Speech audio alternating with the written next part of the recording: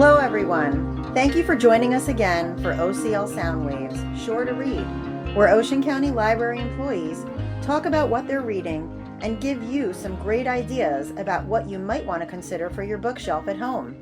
My name is Sherri, and I am a librarian with OCL's Public Relations Department.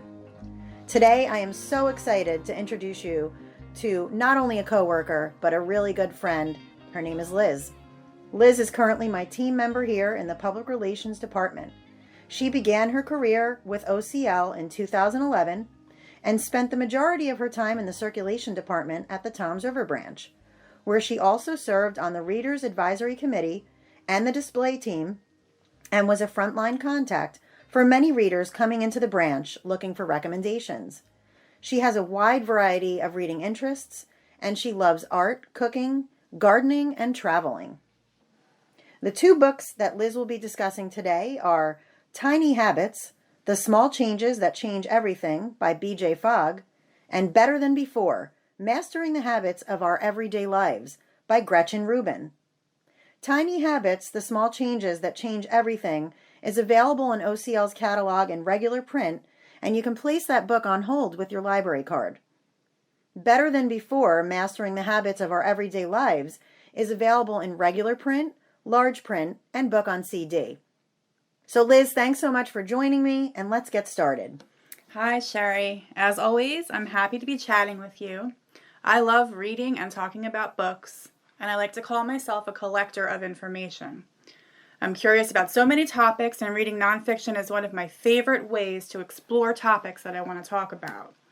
And something that I have recently become very interested in is developing and sticking with healthy habits.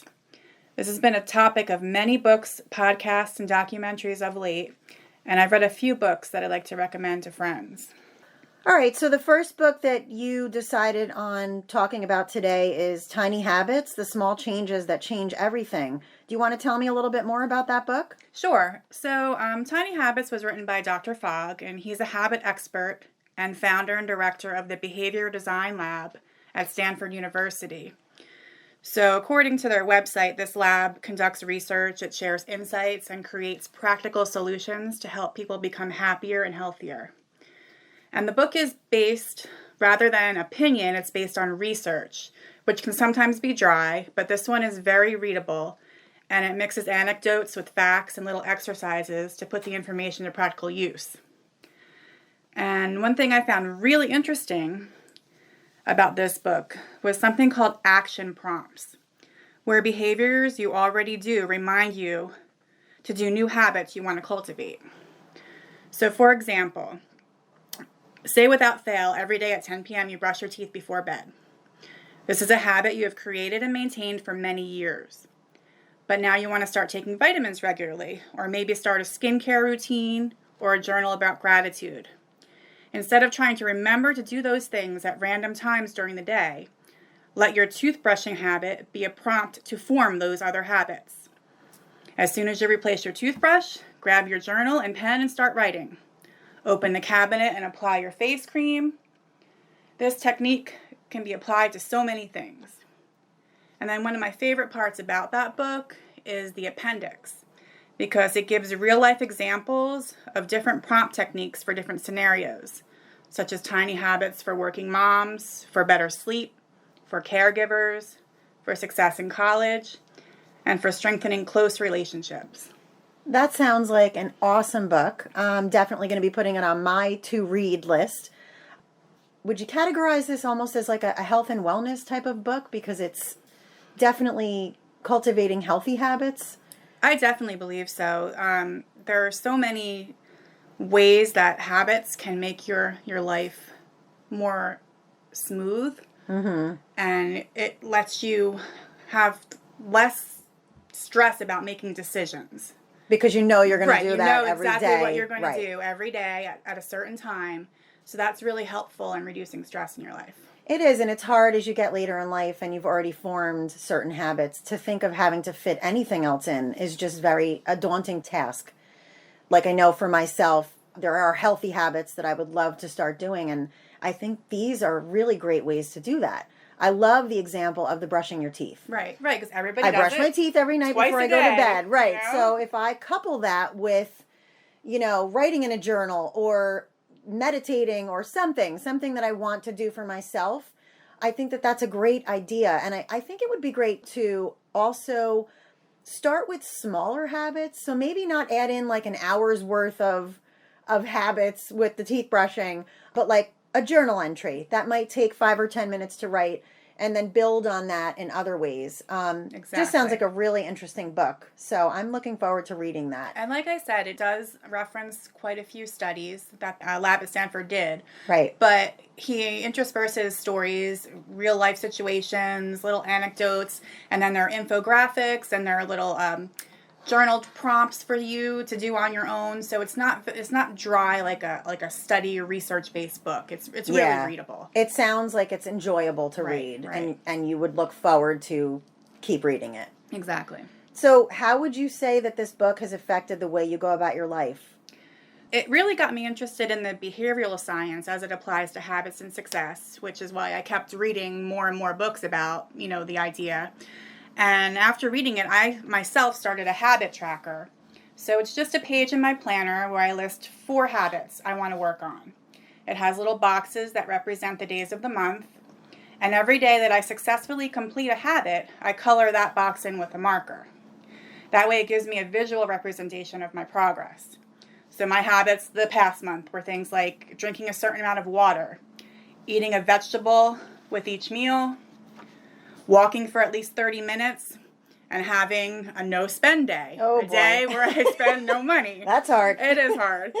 So I discovered that using the prompting technique is the most effective way for me to be successful. It's a really great idea. And I love the idea of, I know when I make a to-do list type of thing, putting that little check mark in that box is just something that makes you feel accomplished. It's very satisfying. Yeah, it really is. You check it off, you say, I finished something I wanted to do. Sometimes I just write things on my list just so I could cross them off.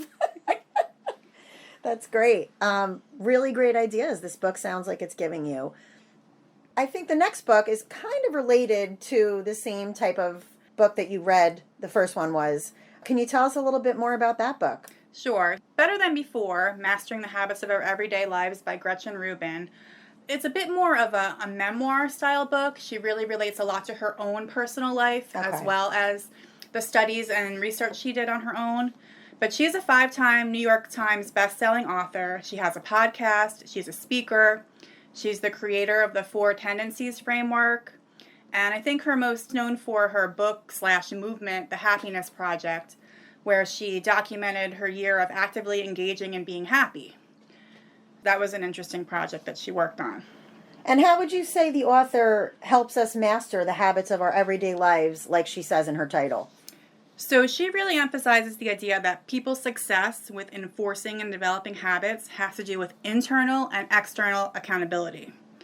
She came up with something called the 4 Tendencies, which are personality profiles that most people fall into. They are the upholder, the questioner, the obliger, and the rebel. So each of these profiles either meet or resist inner and outer expectations. For example, the upholder responds readily to both outer and inner expectations. The questioners question all expectations, and they only meet those expectations if they think they're justified. Okay. So then obligers, which is what I am personally, respond readily to outer expectations, but struggle to meet inner expectations, which means I have trouble setting goals for myself and completing them. But if you tell me, hey, Liz, you need to get this done by 5 p.m. today, you better believe that's going to be done by 5 p.m. today. So you're a people pleaser. Exactly. In a way. Okay. That's one of the characteristics of that tendency. And what's the rebel? I'm dying to know what that is. So the rebel resists all expectations. They can't be asked or told to do anything. Oh boy. Okay? That doesn't sound very easygoing. But if you give them the information and let them make those decisions on their own, the key is without an audience. So they can't be beholden to anybody. Nobody can be watching them or hovering over them when they're making these decisions or forming these habits. So. Ooh, I'm dying to read this book just to see which one of these categories I fall into. I'm assuming that in the book, she goes a little bit deeper into each Absolutely, one of these. yes. I think there's a little chapter on each one. And actually, there's a whole entire book that she wrote after this book called The Four Tendencies, where she goes into much more detail about each of these personality profiles and gives examples on how to be successful, or if you're in a relationship with someone who you want to help form better habits, to give them the support that they need. So that's a really another book that you could explore on the topic. Yeah, so I mean, I guess it kind of transfers over into like an everyday type of situation too, not just in relation to habits. Right. Being the upholder, the questioner, the obliger, or the rebel. Yeah, it definitely overlaps into many different aspects of life. Very, very interesting. So what would you say your greatest takeaway from both of these books would be, Liz? I learned that when we change habits, we change our lives. And it doesn't have to be something huge. It can be something very small, tiny, like the book says. So we use decision making to choose the habits we want to create. You make that decision of something that you want to change. We use willpower and discipline and habit stacking tools to get the habit started. And then we allow our habits to take over. We no longer have to make those decisions. They become a built-in part of our routines. It makes life easier. It totally makes sense, too. It just makes sense if you actually pay attention to something that you either want to do or you want to stop doing and make that decision and then get the skills behind you that, you know, to help you with whatever it is. Let's say, I don't know, you want to stop eating fried foods. Right. Getting that into like a habit of just not letting yourself do that. Or like you said, maybe drinking more water. Mm-hmm. Something really simple. It's not hard. It's not difficult. It doesn't cost any money. It's, you know, it's water. And drinking more of it every day and just kind of tracking that and making it become part of your daily routine. The science behind all of this is just very, very interesting. It's fascinating. It really is. It can change the world. Yeah, yeah. If you think about it even on a different level, think about in your life how you automate things. You automate your deliveries through Amazon. You automate your bill pay. Yeah. Think that this is an automation for your life. Right. It makes sense. It really does. So my last question is, I want to know what you're planning on reading next. So I have quite a few books on hold about traditional cooking methods around the world. In places like Colombia and South America, the Caucasus regions of Eastern Europe, and the Catalan region of Spain. I just find it fascinating to read about people who are keeping these methods and traditions alive and reintroducing them to new generations. And you know I love to cook. And you know I love food. And you are quite a good cook and baker and gardener, and the list goes on and on. So can we count on you coming back for another podcast about these cooking method books? Absolutely. I'd love to. We would love to have you again. Yeah, I can't thank you enough for taking the time out of your schedule to meet with me and talk about these great books. For anybody listening, if you enjoyed this podcast, be sure to share it and let your friends and family know about it. We will also be publishing this podcast to our YouTube channel, which you can find at www.youtube.com/OCL video. We would love to know what our listeners think. So if you have already read either of these books or you just want to talk about them or read them in the future, let us know what you think in the comments section of the YouTube version of this podcast. Thanks so much for joining us. Until next time, happy listening. Support public libraries. Like, share, and subscribe for more great videos.